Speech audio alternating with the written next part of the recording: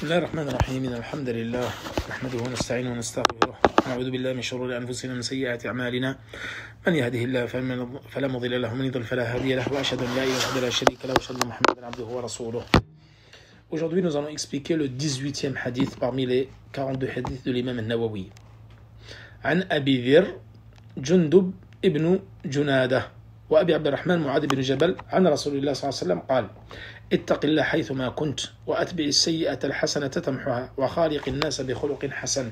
رواه الترمذي وقال حديث حسن وفي بعض النسخ حسن صحيح. D'après Abi Dharr, Jundub ibn Junada ou Abi Abdurrahman Mu'adh ibn Jabal, il rapporte que le messager d'Allah a dit: crains Allah où que tu sois, fais suivre la mauvaise action d'une bonne action, elle l'effacera, et comporte-toi avec les gens d'un bon comportement. Donc ce hadith, il a été rapporté par Tirmidhi qui dit hadith bon, et dans certaines copies, il dit hadith bon et authentique.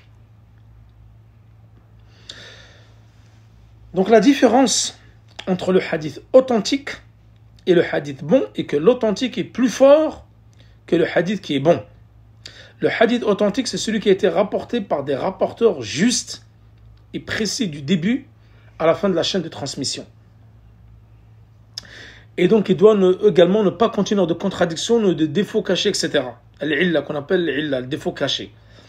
Le hadith bon, à la différence de l'authentique, c'est celui qui a été rapporté par des rapporteurs qui sont justes, mais légèrement moins précis dans la chaîne de transmission, ou qu'ils ont un niveau de mémorisation qui est moindre que celui qui a été rapporté ou par les rapporteurs de hadith authentiques. Donc au niveau du degré, il est juste en dessous du hadith authentique. Donc ça, c'est concernant la différence entre le hadith authentique et le hadith bon. Donc la seule différence qu'il y a entre le bon et l'authentique, c'est au niveau de la précision des rapporteurs, c'est-à-dire au niveau de la mémorisation et au niveau donc de la chaîne de transmission. Sinon, le hadith qui est bon, donc, c'est un type de hadith qui est authentique, mais d'un degré moindre. Là, lorsqu'il dit hadith bon et authentique, ça signifie qu'il a été rapporté par deux chaînes de transmission différentes. L'une étant authentique et l'autre comme étant bonne.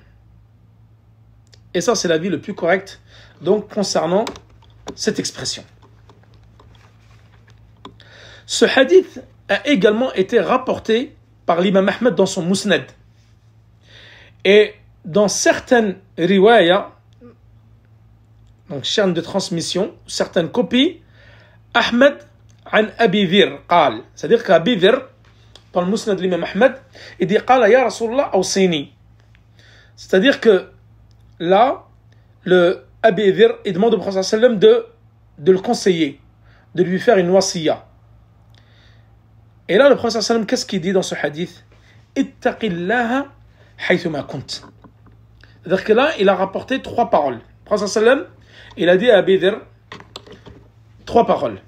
Crains Allah où que tu sois et fais suivre la mauvaise action d'une bonne, elle l'effacera, et comporte-toi avec les gens d'un bon comportement. Tout d'abord, nous allons voir c'est quoi la crainte. Donc tout d'abord, cette première partie de la phrase, c'est elle concerne ta relation entre toi et Allah. Crains Allah où que tu sois. Crains Allah, les savants ici, ils ont défini la crainte comme étant, il y a plusieurs définitions.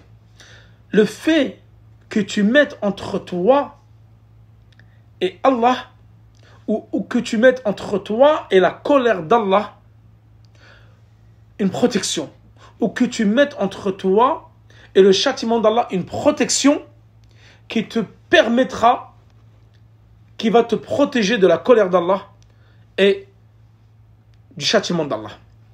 C'est ça la définition du taqwa, la crainte d'Allah.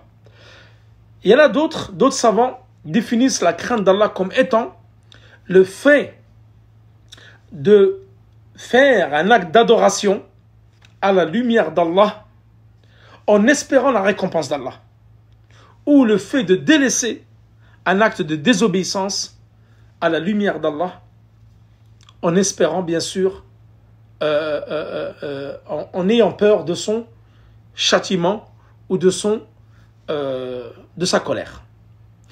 Donc la crainte ici, elle a plusieurs degrés. Le plus haut degré, c'est d'unifier Allah subhanahu wa ta'ala et en accomplissant les actes obligatoires, tout ce qu'Allah subhanahu wa ta'ala a recommandé, et en délaissant tout ce qu'il a interdit, et de s'empresser de faire les actes méritoires. Ça, c'est le plus haut degré dans la crainte d'Allah.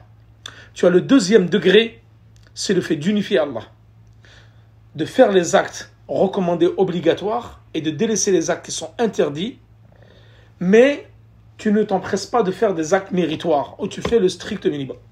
Ça, c'est le degré qui est juste en dessous. Ensuite, tu as le troisième degré, qui est le plus bas degré, c'est le fait d'unifier Allah et de faire qu'une certaine partie des actes obligatoires. C'est-à-dire que tu es quelqu'un qui délaisse certains actes obligatoires et tu fais certains actes qui sont réprimandés ou qui sont interdits. Voilà les trois types de catégories dans la crainte d'Allah. Et d'ailleurs,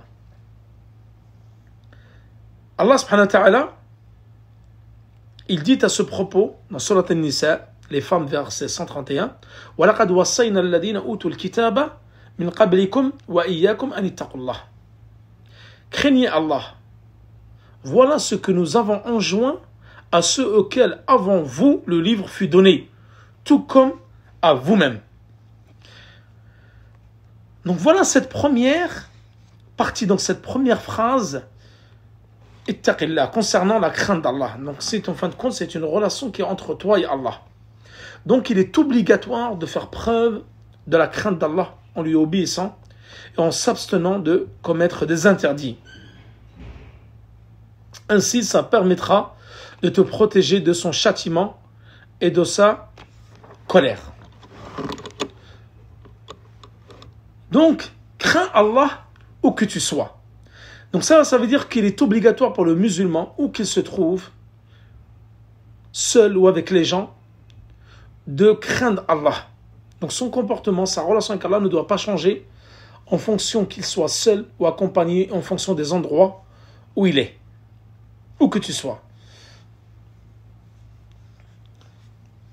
Inna Allah, Allah subhanahu wa ta'ala, il dit dans le Coran, Inna Allah la yakhfa alayhi shay'un fil ardi wala fis sama'. Rien, vraiment, ne se cache d'Allah, de ce qui existe sur la terre ou dans le ciel. C'est-à-dire qu'Allah, il voit tout, il entend tout. Donc toi, tu dois le craindre, peu importe que tu sois seul ou accompagné, que tu sois dans n'importe quel endroit. Yastaghfouna, Allah subhanahu wa ta'ala, il dit Yastaghfouna min an-nas wa la yastaghfouna min Allah. Ils cherchent à se cacher des gens, mais ils ne cherchent pas à se cacher d'Allah. C'est-à-dire qu'il y a des gens qui commettent des actes en toute impunité et transgressent les lois d'Allah et commettent des interdits en se cachant des gens, mais ne se cachent pas d'Allah. Et rappelez-vous dans ce hadith que nous avons déjà vu concernant l'ihsan, la bienfaisance, que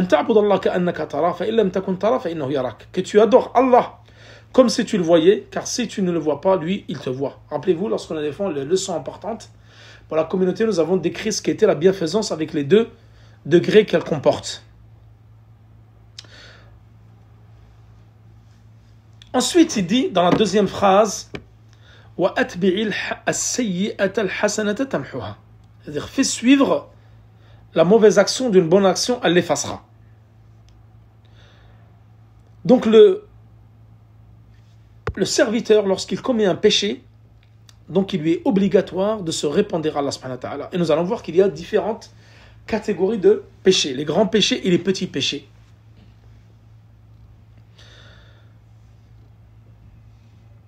Le professeur sallam, il a dit c'est-à-dire, tous les fils d'Adam sont des pécheurs. Et le meilleur des pécheurs, c'est ceux qui se repentent. Et le fait de se repentir, c'est-à-dire qui absout les péchés, il y a trois choses qui peuvent absoudre les péchés. La première des choses, c'est quoi? C'est tauba, le repentir sincère. Le repentir sincère absout tous les péchés, grands et petits. Donc, le repentir va effacer tous les péchés. La personne, lorsqu'elle commet des péchés, sa foi, elle va baisser. Mais lorsqu'il se repent, ses péchés donc sont effacés, grands et petits. Et ici, il y a une question qui est posée entre les gens de science. Est-ce que lorsque ces péchés sont absous par le repentir sincère, est-ce que sa foi va augmenter parce qu'elle a été diminuée par les actes de désobéissance? Et rappelez-vous, lorsque nous avons étudié les trois fondements, nous disions que la foi, elle est parole, acte et croyance. Elle augmente avec les actes d'obéissance et diminue avec les actes de désobéissance. Donc lorsqu'elle a diminué, est-ce qu'en commettant le repentir, en faisant le repentir sincère, les péchés sont absous, mais est-ce que la foi va augmenter? Et là, c'est un khilaf, il y a une divergence entre les savants concernant cette question-là.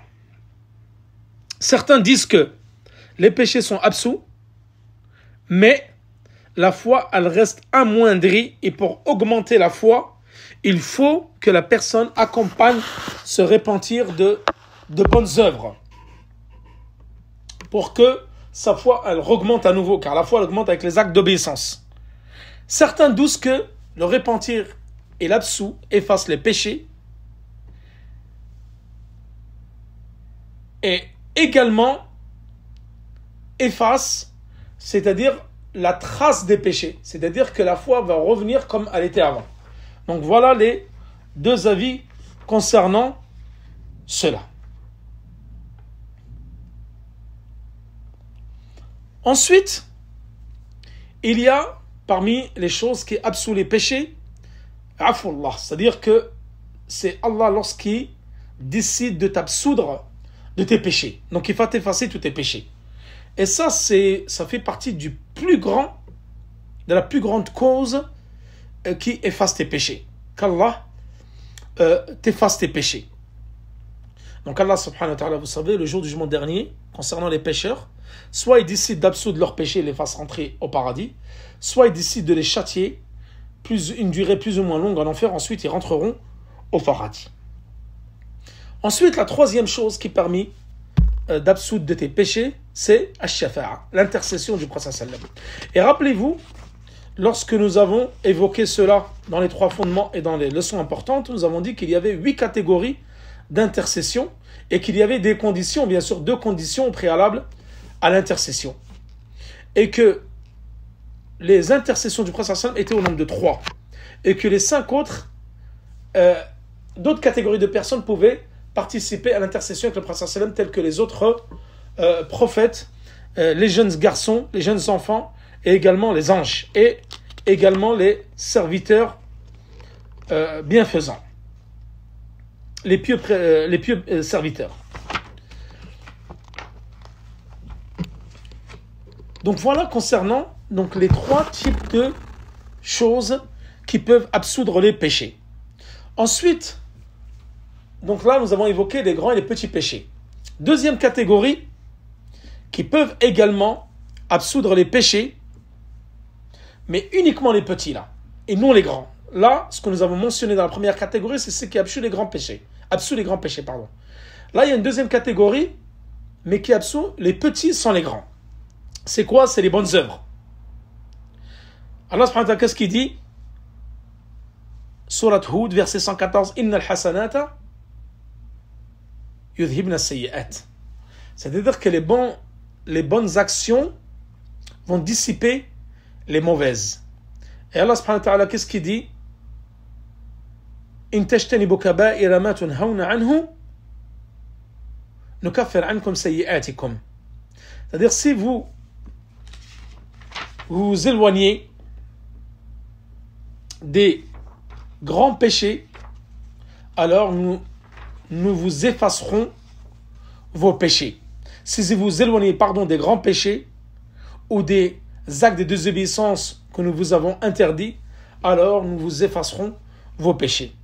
Et le prophète sallallahu alayhi wa sallam, il a dit as-salawatul khams wal jumu'a ila al-jumu'a wa ramadan ila ramadan mukaffiratun lima baynahunna idha ijtunibat al-kaba'ir. Les 5 prières, la prière du vendredi à la prière du vendredi, du ramadan au ramadan, expie les péchés commis entre eux tant que les péchés majeurs sont évités. Donc certains gens de science disent que le fait de délaisser les grands péchés, ça, en fin de compte, les bonnes actions permettent d'effacer les petits péchés. Et certains disent que ce qui permet d'effacer les petits péchés, en fin de compte, c'est les bonnes actions. Toute bonne œuvre permet d'effacer les petits péchés, sauf les grands. Donc ça, c'est le comportement que tu dois avoir avec toi-même. Donc nous avons dit que la première parole concerne ta relation entre toi et Allah. La deuxième concerne toi-même. Donc voilà, de faire des bonnes actions. Allah subhanahu wa ta'ala dit également قُلْ يَا عِبَادِ الَّذِينَ أَسْرَفُوا عَلَى أَنفُسِهِمْ لَا تَقْنَطُوا مِنْ رَحْمَةِ اللَّهِ إِنَّ اللَّهَ يَغْفِرُ الذُّنُوبَ جَمِيعًا. Ô mes serviteurs qui avez commis des excès à votre propre détriment, ne désespérez pas de la miséricorde d'Allah, car Allah pardonne tous les péchés. Donc le repentir efface tous les péchés l'ayant précédé. Sauf, bien sûr, le polythéisme. Et là, Allah subhanahu wa ta'ala, comme nous l'avons vu plusieurs fois dans des versets, Allah, il efface tous les péchés, sauf celui qui lui associe quelque chose, alors il ne l'efface pas. Mais si cette personne qui a commis un acte de mécréance ou un acte de polythéisme et se répand de cela, alors Allah lui fait miséricorde.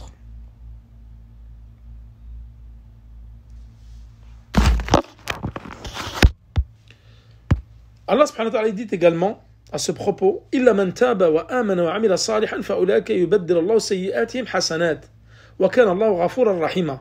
Sauf ceux qui se répandent, sauf celui qui se répand, croit et accomplit une bonne action, ceux-là, Allah changera leurs mauvaises actions en bonnes actions. Allah est pardonneur et miséricordieux.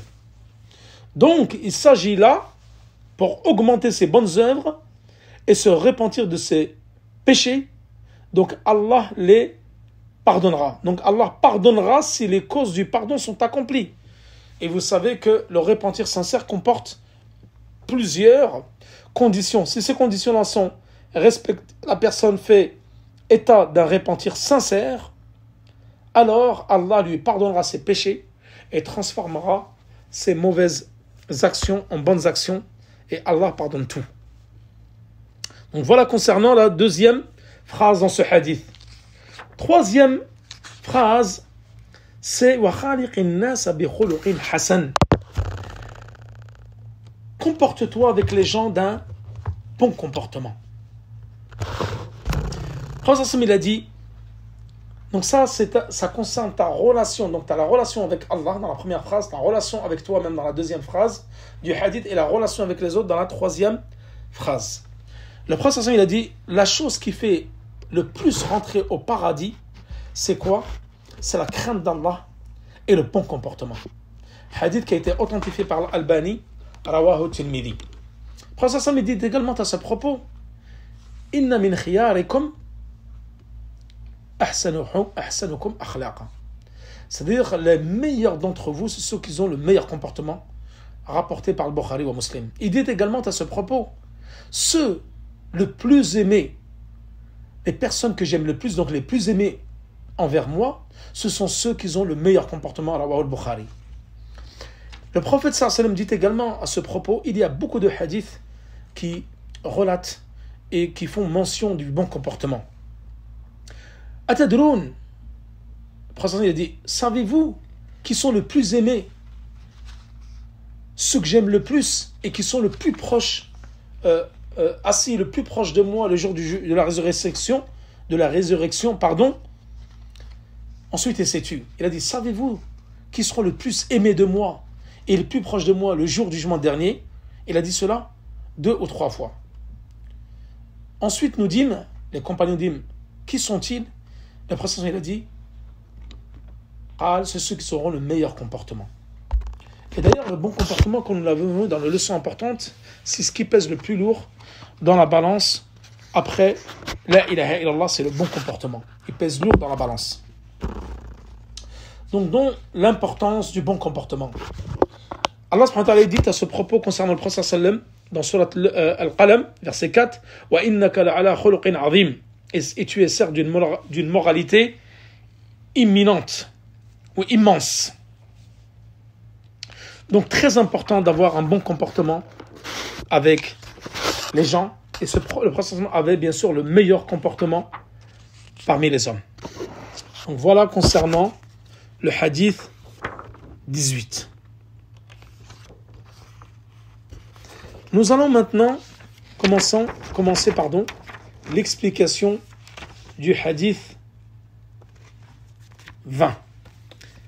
عن عبد الله بن عباس قال: كنت خلف رسول الله صلى الله عليه وسلم فقال: يا غلام إني أعلمك كلمات احفظ الله يحفظك احفظ الله تجده تجاهك إذا سألت فاسأل الله وإذا استعنت فاستعن بالله واعلم أن الأمة لو اجتمعت على أن ينفعوك بشيء لم ينفعوك إلا بشيء قد كتبه الله لك وإن اجتمعوا على يضروك بشيء لم يضروك إلا بشيء قد كتبه الله عليك رفعت الأقلام وجفت الصحف رواه الترمذي وقال حديث حسن صحيح. وفي رواية غير الترمذي: احفظ الله تجده أمامك تعرف إلى الله في الرخاء يعرفك في الشدة واعلم أن ما أخطأك لم يكن ليصيبك وما أصابك لم يكن ليخطئك واعلم أن النصر مع الصبر وأن الفرج مع الكرب وأن مع العسر يسرا. D'après Abu al-Abbas, Abdullah ibn Abbas, il a dit: j'étais derrière le prophète sallam et il dit: ô garçon, je vais t'apprendre des paroles. Préserve la religion d'Allah, il te préservera. Préserve la religion d'Allah, tu le trouveras face à toi. Lorsque tu demandes, demande à Allah. Et lorsque tu demandes l'aide, demande l'aide d'Allah. Sache que si toutes les communautés se réunissaient pour t'accorder un bien, il ne pourrait t'accorder que ce qu'Allah t'a décrit, ou t'a écrit, pardon. Et si elles se réunissaient pour te causer du tort, elles ne pourraient te causer du tort que ce qu'Allah t'a écrit.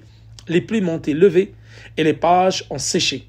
Hadith rapporté par Tirmidhi, qui dit, hadith bon et authentique, et dans une autre version, Tirmidhi, il dit: préserve ta religion d'Allah, ou la religion d'Allah, tu le trouveras devant toi. Connais Allah dans l'aisance, il te connaîtra dans la difficulté. Et sache que ce qui t'a manqué ne peut te toucher, ne pouvait te toucher. Et ce qui t'a touché ne pouvait te manquer. Et sache que la victoire n'arrive qu'avec la patience, et le soulagement arrive après la détresse, et que la difficulté vient avec la facilité. Donc dans ce deuxième hadith, rapporté par Abdullah ibn Abbas. Donc Abdullah ibn Abbas, qui est Hibr al-Ummah. Donc c'était Tarjuman al-Qur'an, c'était l'exégète du Qur'an. C'était le plus grand connaisseur quant à la signification du Qur'an parmi cette communauté. Le prophète sallam, il a beaucoup invoqué en sa faveur. Il a invoqué en sa faveur, il dit: oh Allah, enseigne-lui le livre. Et dans une autre version, il a dit: enseigne-lui la sagesse. Et donc, enseigne-lui le livre. Et il lui a dit aussi: enseigne-lui la compréhension de la religion. Donc, Abdullah ibn Abbas, il est mort en l'an 68, donc de l'Hégire, 68 de l'Hégire. Et il est né avant l'Hégire, 4 ans avant l'Hégire. Donc il est né 4 ans avant l'Hégire, il est mort en l'an 68 de l'Hégire.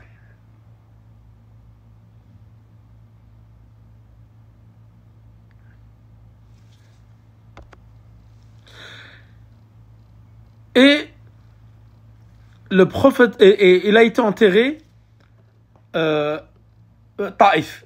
Donc il est mort dans la ville de Taïf qui est à 70 km de Mecca. Et il a vu Jibril, Abdullah ibn Abbas, il a vu Jibril 2 fois.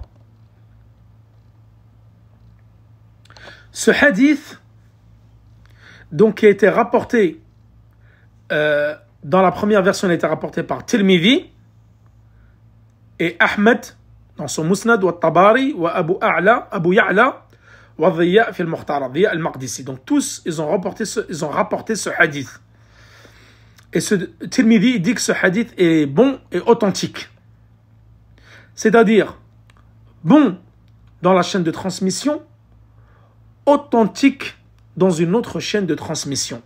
Ou cela veut dire qu'il est bon dans la chaîne de transmission et qu'il est authentique au niveau du matn, c'est-à-dire au niveau du hadith. Donc vous avez le texte du hadith et vous avez la chaîne de transmission. Donc soit il est bon il a 2 chaînes de transmission comme nous avons vu le hadith avant cela. Il a 2 chaînes de transmission. Une authentique, une qui est bonne. Soit on dit qu'il est authentique au niveau du texte et il est bon au niveau de la chaîne de transmission ou vice-versa. عن أبي العباس D'ailleurs, ici, ça c'est la kunya de Abdullah ibn Abbas. Donc ça c'est la kunya de Abdullah ibn Abbas. Il s'est fait appeler Abu al-Abbas. Et vous remarquez que l'imam al-Nawawi, fait l'Arba'in, à chaque fois qu'il évoque un nouveau rapporteur de hadith, quand il l'évoque pour la première fois, il l'évoque toujours avec sa kunya. Et là, la kunya de Abdullah ibn Abbas, c'est Abu al-Abbas. Et donc, c'était le plus grand de ses enfants. Abdullah ibn Abbas, qu'est-ce qu'il dit? J'étais derrière le prophète sallallahu alayhi wa sallam.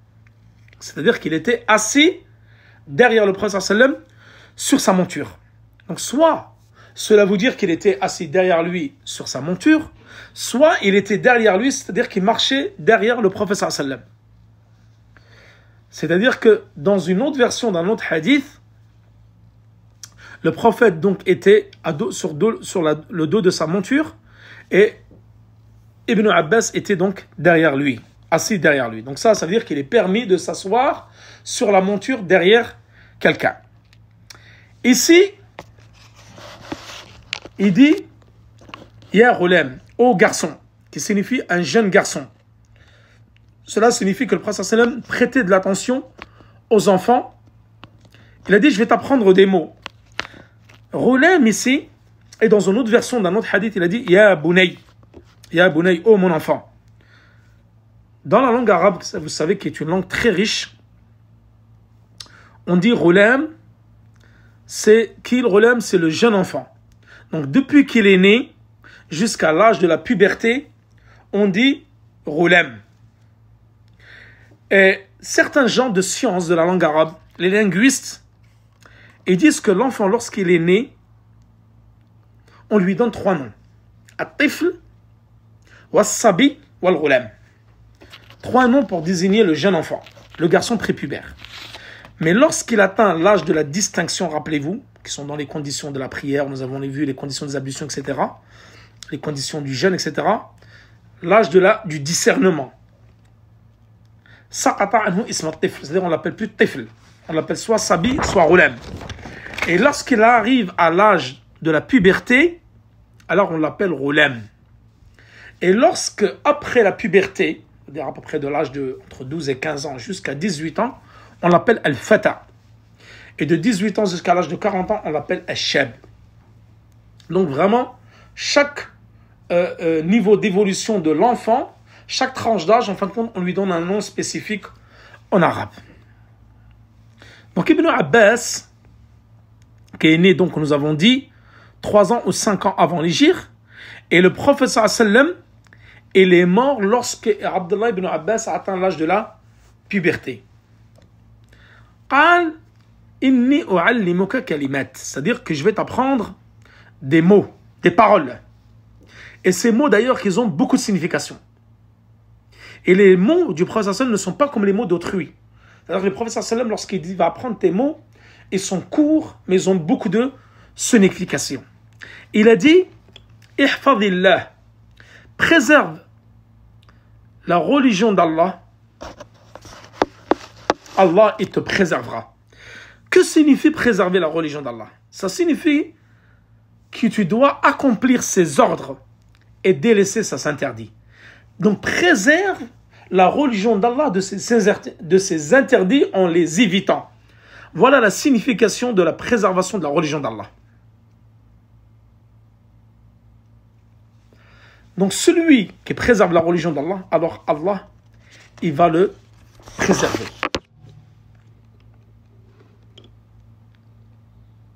Rentre également dans la préservation de la religion d'Allah le fait de demander d'acquérir la science. Donc le fait d'être constant dans l'acquisition de la science fait partie de la préservation de la religion d'Allah. Dans l'autre version du hadith, il dit « Préserve la religion d'Allah, tu le trouveras face à toi. »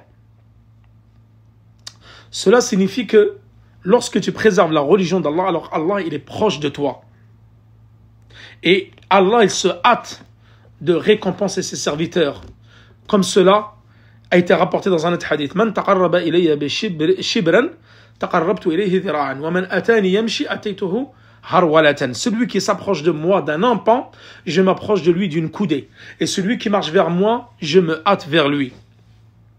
Donc cela signifie qu'Allah attira la récompense de celui qui lui obéit et qui préserve sa religion.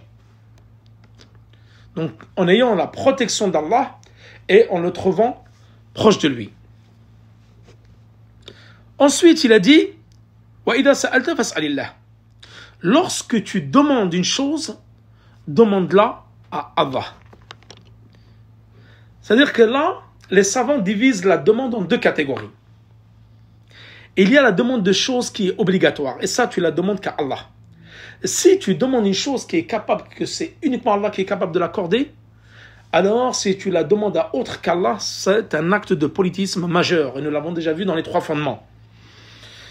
Donc ceux qui demandent l'aide des morts, ou des djinns, ou des alliés d'Allah qui sont morts, etc., alors là tu rentres dans un acte de politisme majeur. Et cela est interdit. Donc tu dois uniquement demander à Allah.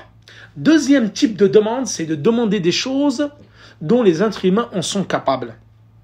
C'est-à-dire demander l'aide à quelqu'un pour qu'il puisse porter quelque chose avec toi ou autre, et sachant que cette personne-là est capable de t'aider, nous l'avons déjà vu dans les 3 fondements, qu'elle soit vivante, qu'elle en soit capable, et que ce soit juste une cause, que ce soit juste un sabab. Alors cela, il est permis de demander cela aux gens, et que cette personne-là soit présente. Mais c'est toujours meilleur de demander à Allah et de ne pas demander l'assistance des gens dans la mesure du possible. Allah subhanahu wa ta'ala, qu'est-ce qu'il dit? Man yas'alni fa'u'tiyahu. Celui qui me demande, alors je lui accorde. Et Allah subhanahu wa ta'ala dit également dans le surat Al-Baqarah, verset 186, wa idha sa'alaka ibadi 'anni fa inni qarib ujibu da'wata ad-da'i idha da'an falyastajibu li wal yu'minu bi la'allahum yarshudun. Et quand mes serviteurs t'interrogent sur moi, alors je suis tout proche. Je réponds à l'appel de celui qui me prie, quand il me prie, qu'il réponde à mon appel et qu'il croit en moi afin qu'il soit bien guidé. Donc lorsque tu demandes l'aide, demande l'aide d'Allah uniquement. Ensuite, il dit wa idha sta'anta fasta'in billah. C'est-à-dire, là, dans la deuxième partie, lorsque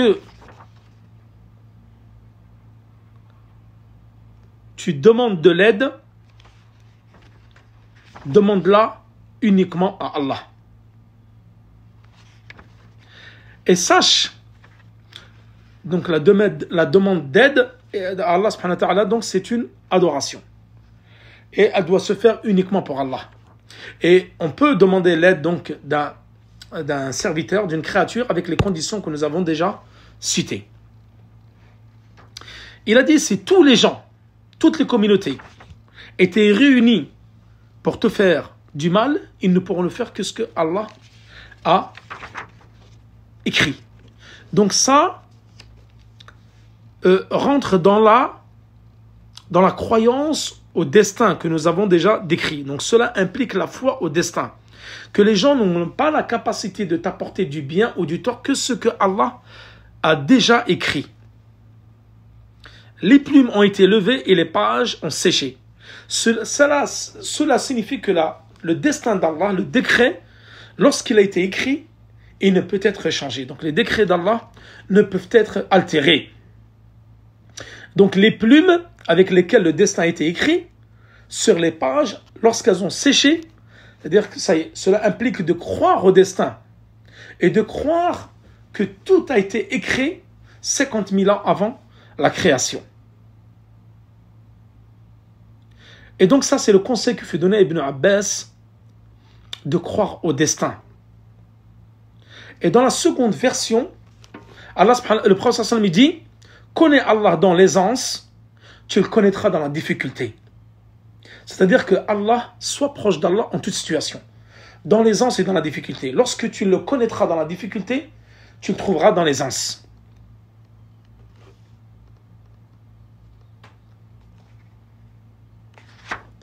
Ensuite, il dit dans le hadith, et sache que ce qui t'a manqué ne pouvait te toucher, et ce qui t'a touché ne pouvait te manquer, et que la victoire n'arrive qu'avec la patience et le soulagement arrive après la détresse, et après la difficulté vient la facilité.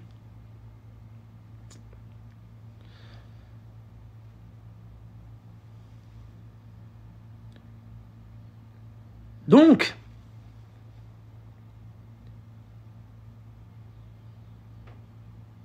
concernant l'adversité, rappelez-vous ce qu'Allah subhanahu wa ta'ala dit concernant ses serviteurs. وَإِذَا مَسَّكُمُ الضُّرُّ فِي الْبَحْرِ ظَلَّ مَنْ تَدْعُونَ إِلَّا إِيَّاهُ فَلَمَّا نَجَّاكُمْ مِنَ الْبَرِّ أَعْرَضْتُمْ. Quand le mal vous touche en mer, ceux que vous invoquez en dehors de lui se perdent.